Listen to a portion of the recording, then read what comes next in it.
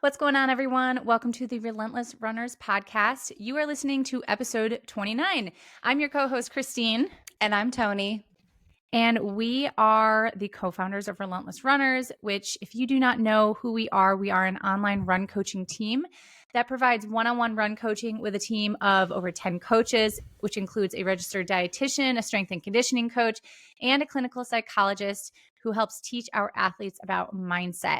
And we really wanted to start this podcast to bring you our running knowledge so you can follow along, learn, and grow as a runner. And for today's conversation and topic, we're going to be doing a listener's Q&A episode, which I love these. I think we've only done one or two of them because we split it up into two parts, but we wanted to dedicate an entire episode, or we could dedicate an entire episode on one question, but we selected 3 questions from our listeners. So thank you to those of you who submitted them all, and we're going to dive into them. But what we're going to talk about today is how many days a week you need to run in order to train for a marathon, signs that you may be ready to go after a BQ attempt, and also if speed workouts are really a thing that you need that can help take your running to the next level. But first, before we do that, we're going to get into our Corral Chronicles. So Christine, lead us through how your last week is going. You said you had a speed workout this morning. Tell us all about it. Yeah, so I had a speed workout this morning, but before I talk about that, I'm going to talk about my 5K that I had. Yeah. Oh my God, that's last right. week. Oh my God. Yes. So it was an absolutely awful day. Like, it was so hot and humid. I'm going to say, I've been running for over a decade, like distance running, coaching for a long time now, right?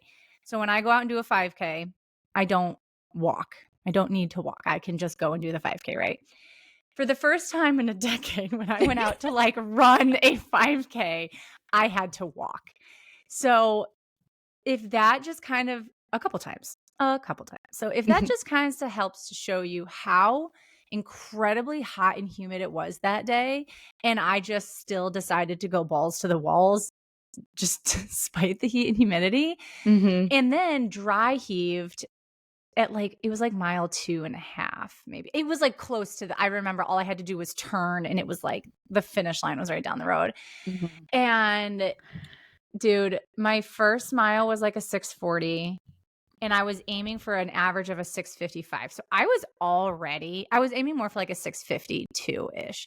I was already way faster than what I should have been. Asking to die. Totally. I was asking to die. I was begging to die that day. So I set myself up for failure by doing that. It's really hard though in the 5K when everybody just sprints. And with local 5Ks like that, most of those people are just out there just doing a 5K for fun, like me, right? Yeah. But if I don't know, there were people that were sprinted ahead of me, and I was going at a 6-minute pace in the beginning, and they sprinted ahead of me, but I finished minutes ahead of them. And it's everybody's doing it, and it's hard. You get them at the end though. Well, especially totally. Little kiddos. For me, it's the kiddos always sprint like crazy. I'm damn, I'm getting beat by 7-year-olds. I've been passed by kids before. Oh, so those kids are crazy. Yep. So anyways, I finished in 22:20. So it was off of my time, but honestly, I was not mad about it at all, because I was drenched in sweat, and I could tell my heart rate and breathing were higher than normal just in my warm up before it. And I was like, "Oh, that's so hard to have that, knowing that going into a race." It did. And I was like, well, it's 3 miles. I can tough it out for 20 minutes. Yeah. I was just trying to look past it, but the heat and humidity don't lie. So I was still happy with the 22:20, even though I walked a couple times and dry heaved towards the end. And honestly, even this happened in my 10K last November, where it was hurting. And I was like, well, I could just stop, but I don't have my phone. How am I going to, I don't even know where I am. How am I going to, what am I going to tell Carla? I could just walk off the course right now. I literally thought that in the 5K. I was like, yep.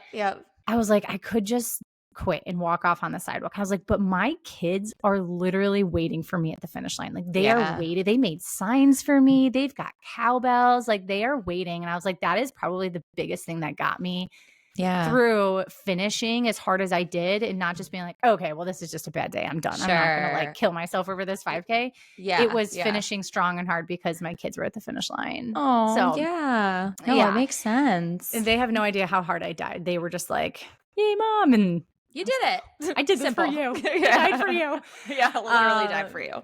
Yeah, seriously. So it was rough, but I was honestly happy. I was like, man, what can I do when it's not hot and humid? Like, I know. I'm excited to be able to kind of test that a little bit this fall. So it's going to be super fun. I know me, you, and Audrey were talking in our group message about things too. But yeah, like if the weather was good, like hands down, so confident in you being able to like go for a PR. And that's such a amazing time for having to stop and walk and drive.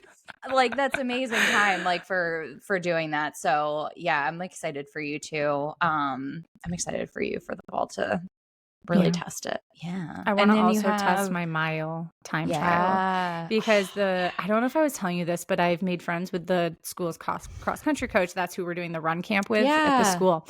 He's like a sub 3-hour marathoner. He's going for a sub 5-minute mile time for his like 50th before he turns 50 or something. That's like awesome. That this year.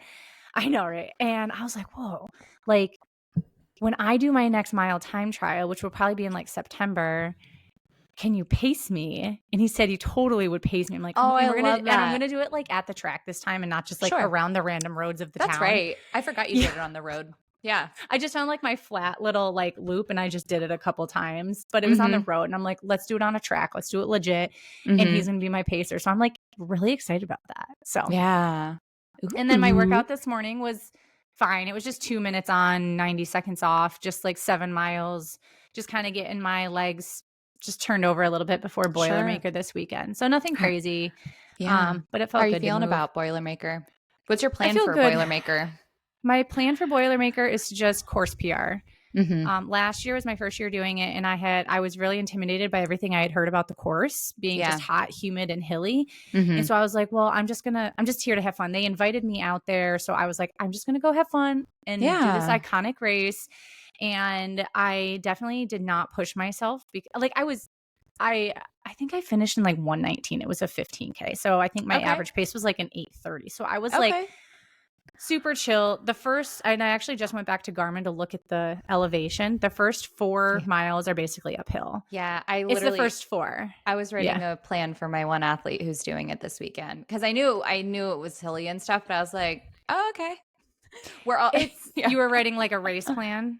Well, yeah, or but like it's like this race plan though, like going into it because she lives in New York too. But she lives in New York. She knows that it's hilly. The time of year we knew it was hot, so it was like the whole goal was really to just like work on getting like fit and fast and like training for a 15K, but like the pressure's off for the 15K. Like she'll go out and see what happens, but be on that course. And even for her like plan, like I'm factoring in heat and all that stuff, so it's like it's a very adjusted loose plan, and also with the caveat of like, and if you're not feeling it after a few miles, because she's like, I don't know if I want, like it's just gonna be really hot that I don't know what what she wants to do. And I was like, just if honestly, after the first like few miles, if you're really not feeling it, just like party pace and run for fun. So you just got to get through the first 4 miles. Yeah. Like tell her like there's a golf course that you go through and it sucks because you can see the course like loop around and you can see everybody going up on the other side of the golf course. And that's the hardest part. And it's like a solid stretch of just a climb and you see it. So it's like, it's not like you're just looking at the road right in front of you. You can see where you gotta go. That's so hard when a course does that. Yeah, but once you get there, a top of mile 4, I swear to God, it's like downhill until the end. Like maybe with a couple little ones, but it's some really light rollers. It looks like that. Like it looks you just like gotta after get through mile 4. Yep. Right. And then I remember like flying down the hills, and I was like, okay, let's go. So this is where we make up some traction. Okay, that's good. Yeah. Well, cool. I'm actually gonna text you. I remember you telling me she was going. I can't remember her name, so I'll try to connect. I have another athlete running it too, but I'll get her name so we can try to meet up in the beginning because we sit there in the beginning for a while before it actually starts. So, well, I'm excited. Anyways, woohoo! How is your life going? Good. Life is good. I was gonna update you on my run, but I was like, I'll tell her on the podcast that I'll talk to you after. But I did so things have been going well. I'm still out here vibing, doing my thing. I had my first run in 3 weeks Monday. So something that was really nice was Sunday, Will and I went to like practice golfing. And I wanted to try chipping again because I hadn't done that in a while just because of the Mm-hmm. rotation. So we were out there for like an hour and a half and I like watched like my watch and I practiced chipping for like 30 minutes. Thumbs up. I practiced chipping for like 30 minutes and Oh. then we did putting and I had no issues during, no issues after. And even like going into the next day, things were fine. So I was excited about that. So I was planning on running like 20 minutes on Monday, but I was going to push it. Hi, Maverick. I was going to push it if it was like I noticed my ankle at all, but I didn't. So I did my run. And I wanted to get in like 40 minutes of movement total. So I did like 20 minutes running and then 20-minute like walk afterwards. And I noticed it a little bit, but it was like very minor. And then immediately as I started my walk, I actually didn't feel it at the very end. Like the last like 5 minutes, it was like, didn't notice it at all, which was nice. And then when I started my walk, like I didn't notice anything at all. So I was like, okay. And then I usually like in the past, like I would feel something coming on like later on that day, but I didn't. And then I didn't feel anything at night or when I woke up the next day. So I was like, shit, like that was my first time like going for a run. Cause a lot of times I would stop at like 2 miles because I was really feeling it. And then it would be like achy later on in the day. So I was actually just talking to an athlete who like very weirdly, I can't remember if I said this to you, but she Yeah, has you like did. very like an identical like injury as mine, which is like so strange. She also lives in Pittsburgh too. So we've been like talking about things, but like I think like tendons, something we were talking about recently was just like how finicky like tendons can be and like that soft tissue stuff can take like a little while to heal and the healing is just working at a very slow rate. So it can be a little discouraging sometimes where it's not just a like, oh, get manual therapy, do these exercises, and you're like good in like a week or so. Like sometimes it takes like a long time. So just what I've been doing is just making notes in VDOT. Like I still have like I'm writing my own schedule, but like making notes in VDOT just like with what I've noticed so I can really identify like those positive like positive progress for myself. But Mm-hmm. that was exciting.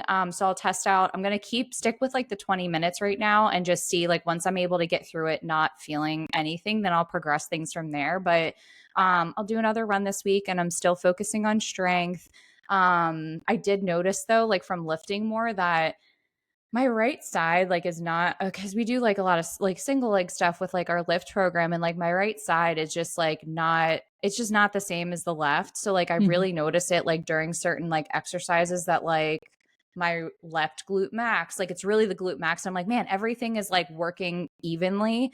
And like on my right side, my right glute max is just like chilling and hanging out to dry and like my hip muscles and stuff are like taking like or it's like my glute but like outer glute muscles but like all Mm-hmm. that stuff is like taking over or like my hamstrings are really engaging. So I talked to Lauren about it in PT during my last appointment last week and so we actually started doing some exercises to like really focus on that and so I have different like warm-ups that I'm doing before my lifts and before my runs. And then even yesterday, we're working on doing stuff to like fatigue. So like once that glute like turns off and like the hamstrings are overcompensating and kicking in, like we'll stop the reps just to work on like I guess you would say like muscle like endurance in that area. So I'm interested to see how that like helps. But so that's been like good and I'm excited to see how this shift like may change things. But still a lot of positives. I am getting an MRI. Like I was able to get in for next week, just to like rule stuff out. It like can't hurt to like look at things since this is still taking a while. So that's more for my own peace of mind and like curiosity, just to make sure there's nothing else going on more from Now, like a tendon or ligament perspective. But now I know we had talked about this. Are you going to do your MRI just on the ankle? Because you had talked about maybe doing it like your hip oh, down, right? so I talked to my doctor just because I do have a history, like my right hip when I played soccer in high school, it subluxed, which means it like popped out and like back in of socket. And I never had like, they just had me rest for like 6 weeks and I was on crutches for a little bit and stuff. But with that hip, it's like always tight. I don't really notice it running. Like it would feel tired sometimes at the end of like workouts if I was wearing carbon plated shoes, which I don't do that anymore. But I was talking to my doctor, my sports med doctor about it, just because it's like all this stuff is happening on the right side. So what she did say that we could do is, and I talked to Lauren about it too, my PT, just because I'm like curious at this point of like, all right, like is anything else like going on that I should be aware of? So, Emily, my doctor, is going to ultrasound my hip. I have that appointment at the end of the month. You can't really see too deep in there, like with the ultrasound, but still just to see, and then we'll like go from there. But in the meantime, I'm still just like doing mobility stuff, and then Mhm. again, what Lauren was saying is sometimes if the glute is like from like that outer area could also be like super tight, or like stuff could be going on because it's like overcompensating for like my glute, for example, like not working, or Yeah. like not doing what it's supposed to. So yeah, so Hmm. exploring that, but like that's kind of like a not rushed thing right now. But things Yeah. are, again, it's like I'm just taking my time, and like again, I'm in a really good like headspace about things. So I was just happy to like get out and like do some short runs, and I do hope that I can continue to see some progress with that.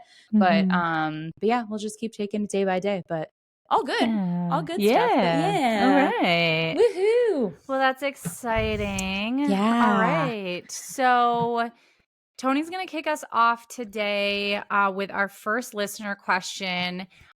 So, like Tony said in the beginning, we're going to do 3 questions for you guys. These all came from our Instagram. We put a poll out there to ask you guys what you wanted to for us to answer, and these are the 3 ones that we're doing today. So, Tony, why don't you get us started? Sweet. So the first question that came in is, how many days a week do you need to run to train for a marathon? 3 to 4, 5 to 7. I've heard different opinions. And the days per week will vary depending on like multiple things. So the volume that you're running, just in general, when I say that, I just mean like your weekly mileage, how many miles you're running in a week.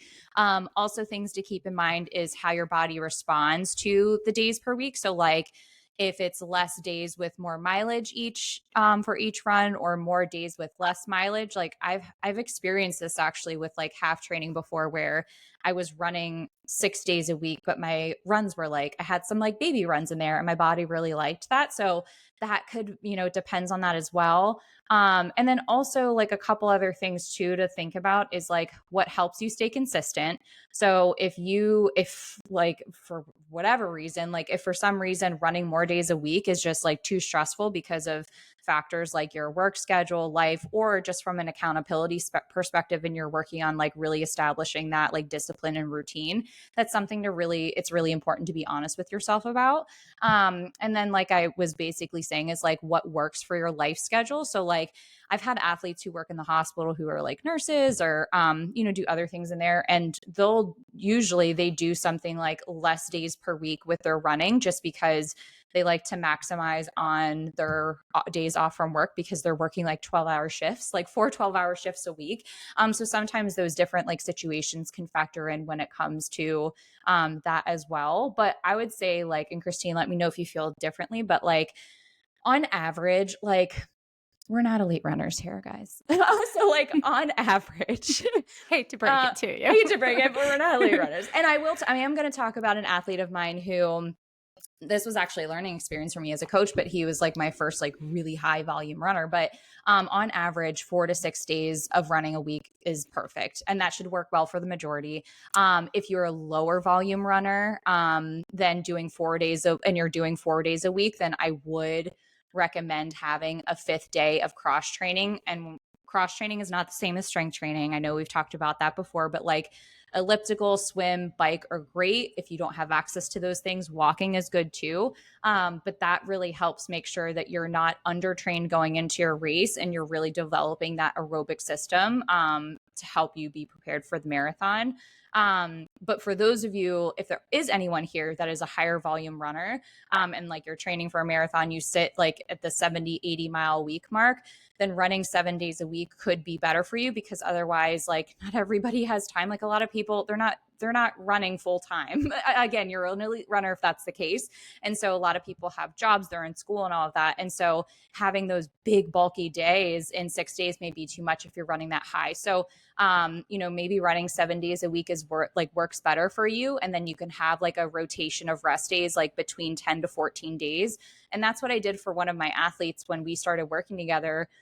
He was running like 70-mile weeks, and he was training for a marathon, and he still stayed like right around there.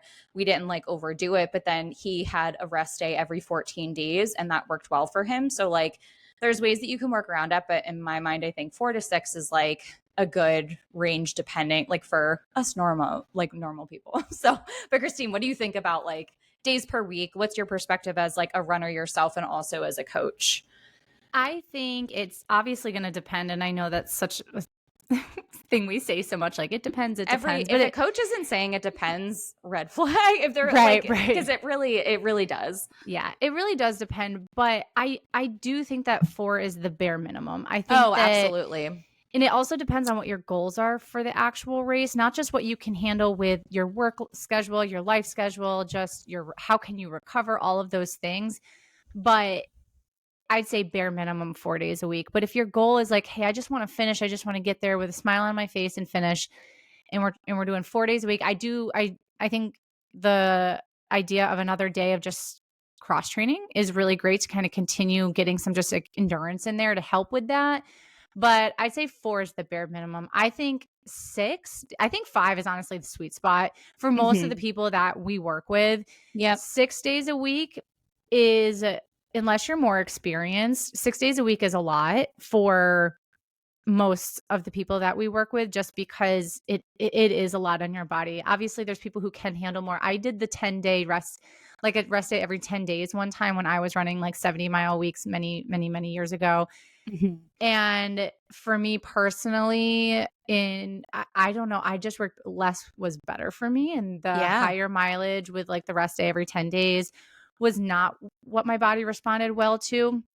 It was actually probably like my worst training cycle ever. So I kind of learned that that's not for me, but everybody responds so differently. So again, it depends. But yeah, I think 5 to 6 is sorry, I was just saying like 4 is really bare minimum. I think 5 to 6 is a good sweet spot for most people. I agree with the 4. I also think too, like I know someone, Nicole Winters, if anybody like follows her, I know that when she was training for Eugene, and she's like a little bit lower volume runner just from being like injury prone. And she's even an example of like, I think she peaked at like 45 maybe, or like around there for marathon training, but chunked all of that into like 4 days, and then would have like an optional like 5th day. And even one of my other athletes, same thing, where like we did 5 days, and then it was just so hard for him as like a dad and like his work schedule to like space things out. So we like lumped like his volume stayed the same, but it was just changed over into 4 days. So that's where it's like, and that's where it all depends, because then there's like the volume conversation. But I agree with you. I think like 5 is the sweet spot. Like that is majority of the athletes that I coach to is like they're always sitting at the 5, and then there are those exceptions of like either way, whether it's like volume to get you to 4. But I think it's important to make sure you're cross training, because like you said, it's like you don't want to be under trained going into the marathon. Like that sucks. That makes Which for like could a crappy happen. It can. Yeah, that could happen if you're. And so also to kind of think also for somebody who can only run 4 days, say like, I only have time to run 4 days a week. Yeah. What that tells me possibly is that person works or parents Monday through Friday, and that they most likely have less than an hour, maybe 60 minutes a day to do a run. So that means that their 3-day runs during the week might be anywhere from like 4 to 6 miles, 6 miles being max. Yeah. But then they got to get their long run in on the weekend, which means their long run is probably well over 45% of their total weekly mileage. So, which you don't want. Which then you get into that issue, which it happens. And like I've had to coach athletes that way before, where it's like, same. Hey, I only have an hour, but we got to get the long run in. So then we got to like try to figure something else out, but we need to get that long run in.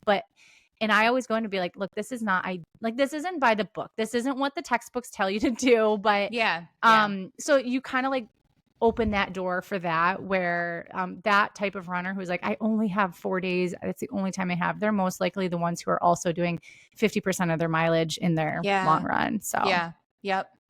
But that was a great question. Go on to the next one. Okay, so the next question that we received is, how much do speed workouts actually help? She said, I'm not sure.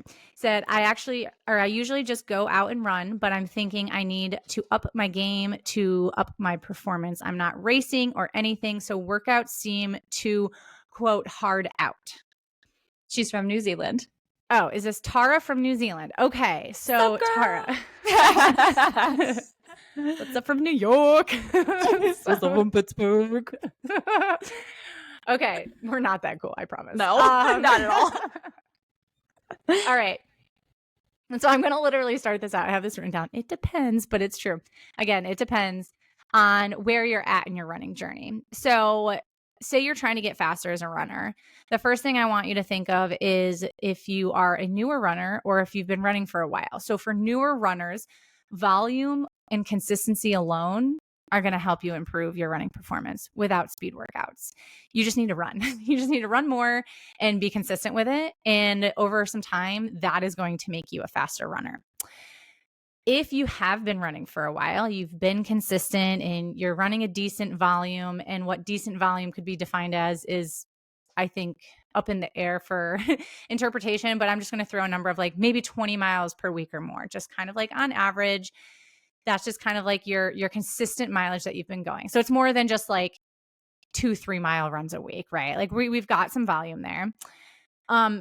This is when the workouts are going to start changing your running performance. So we are going to start changing the stimuli to start changing and stressing different systems, which will then in return make you faster and just a better runner. So first things first, though, you do not need to be racing for anything to do speed workouts, and you do not need to be, quote, fast to do speed workouts. Right. So I think sometimes people think like, well, I'm not that fast of a runner. I shouldn't be doing speed workouts. Wrong. Or sometimes people will say, well, like, well, I'm not racing. I don't need to be doing speed workouts. I guess if you want that, but you don't, wrong. You could be doing it if you want. Like, if that's what you want to do, sure, whatever. But I'm going to tell you why we do them and then some benefits of doing them, because it goes beyond, I'm training for a race. I want to get faster. Speed workout goes beyond that with the benefits that it has to your body. So when we speed train, and when I say speed train, some people could define that a little bit differently. We've got different types of workouts, right? But when we say speed train right now, I'm talking about like sprinting. So like top end speed, right? So we're like top end sprinting type of speed work. We create a greater force and explosive power when we do it. So think of just like the sprinters on the track and just like the power, that explosiveness that they have.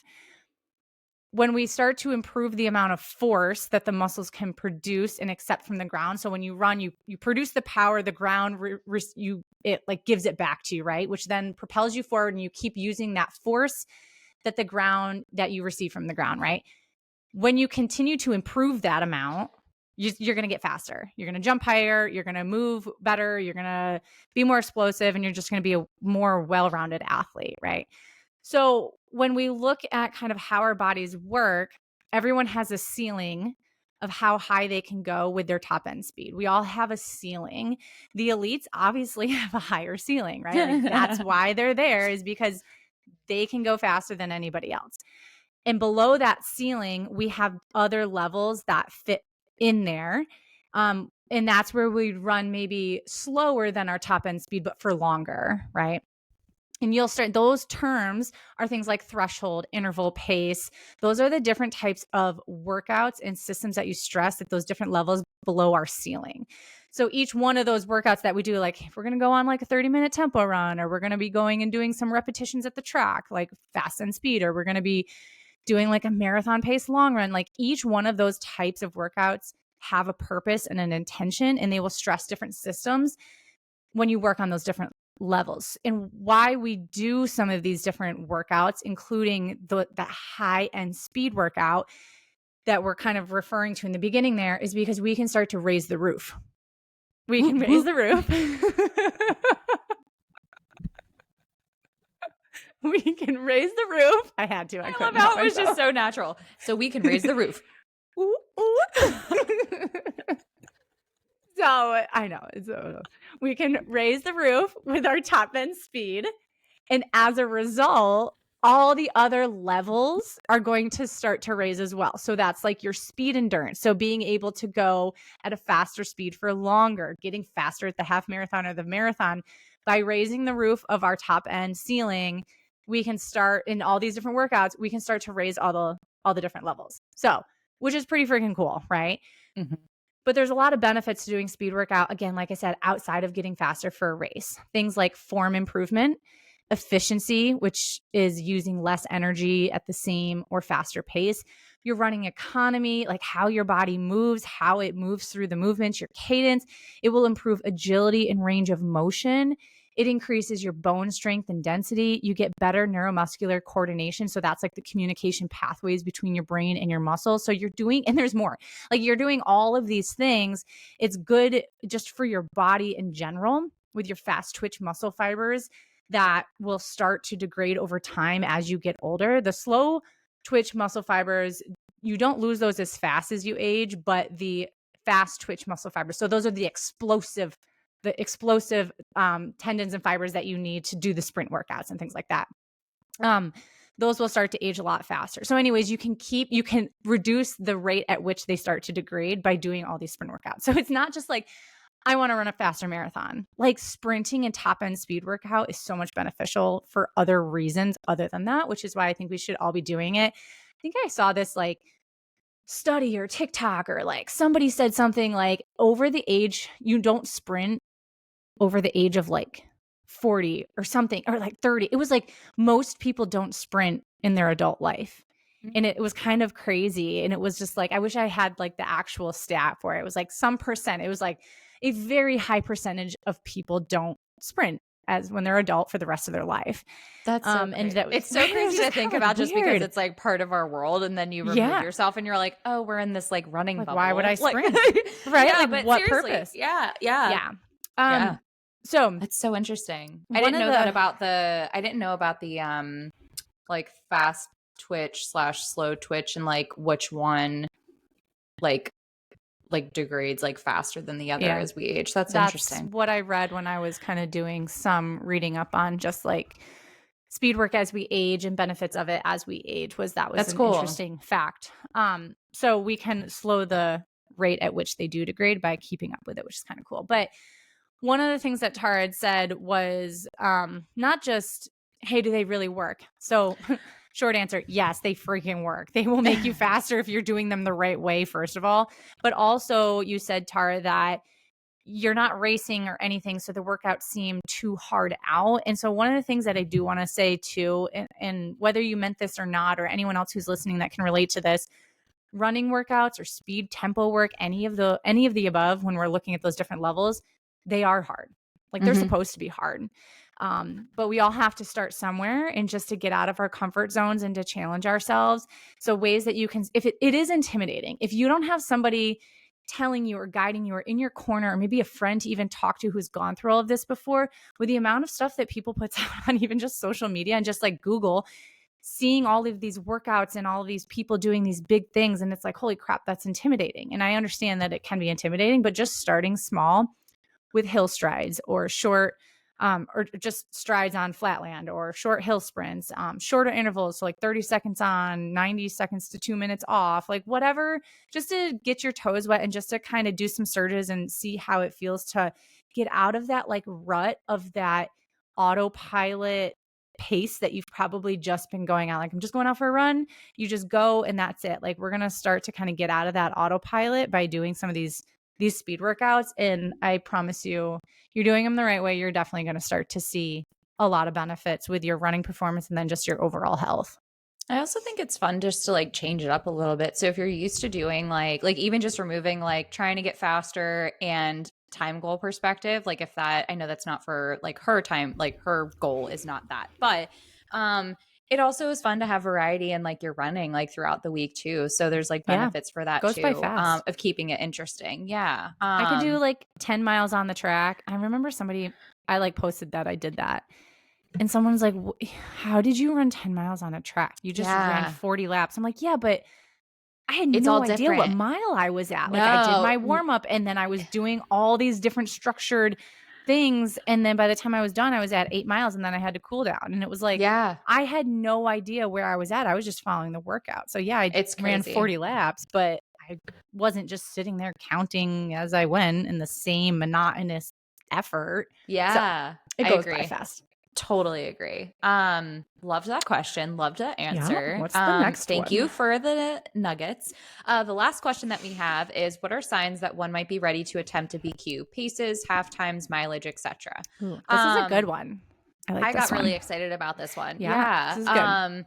So for those who don't know, there are different qualifying standards based on age groups in the male, female, and non-binary categories. Obviously, we're not going to go through all of those, but Christine, I did add the link, so you can add that into the show notes, so people can just like look on the BAA website to see everything listed out. So to talk about like paces and race times, a recent in my personal opinion, and Christine, just chime in if you feel like a little differently about this too, because it's okay to have different opinions as coaches too. But I think a recent race time, whether it's a half or full marathon, completed within the year, is going to be a really helpful indicator if you're ready to go after whatever the time is within your age group for the qualifying standard. I also think that a 10K can be a good indicator too, but with like with the half distance, for example, it just gives you a better idea on where your fitness level is at with like endurance speed. So like how Christine was talking about related to workouts, but like there's a different type of like energy systems, and sometimes we're stronger in one area than the other. So sometimes runners can have like really good top end speed, but their ability to hold speed over a longer period of time is where they need to improve. And I was someone who fell into that category, honestly. That's me. But My mile yeah, time tells me that like my marathon time is way faster than what I know that I could yeah. do in the next like 6 months. And And so it's not like it's just like, well, we don't expect, like, we're coaches, so it's easy for us to do that like self analysis too. Like, we have that understanding, but it's not a reason to get discouraged. It's just like, okay, I just need to like work at this. But that's right. We do both fall into that category. But for a half marathon pace reference, you should be able to run a half marathon.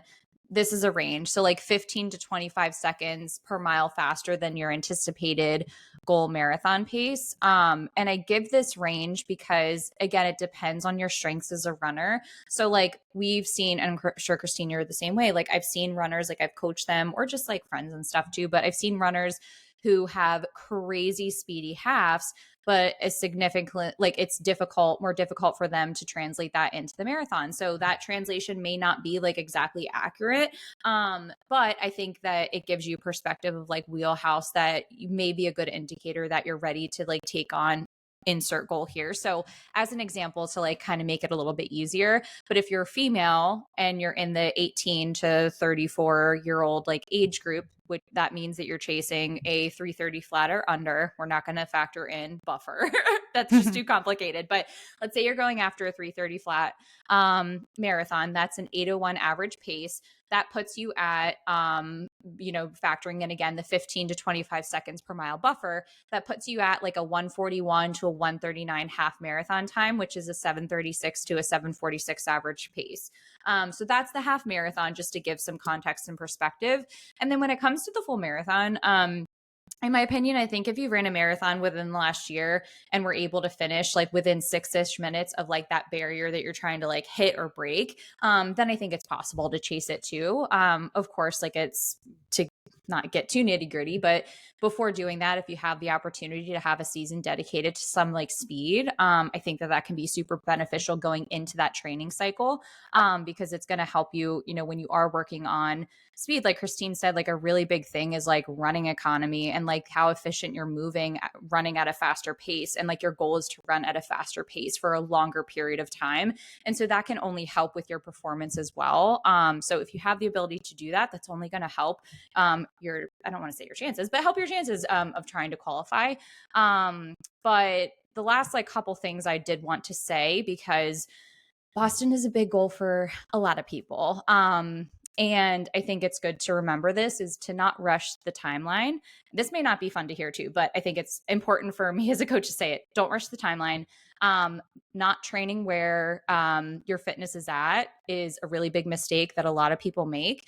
When you do this, you're not training in those proper energy systems, and you're putting a lot more stress on your body, which can then lead to a higher risk of injury. And it can make for a defeating race experience too. So just remembering that those goals will be there, and you're gonna gain fitness faster if you're training in the like training where your fitness is at and not where you want it to be. And the other thing too is if you are unsure where your fitness is at and you're like, okay, I have this goal, but like, I don't like, kind of like what this person was asking, like, I have this goal, but how do I know if I'm ready or like where I'm at?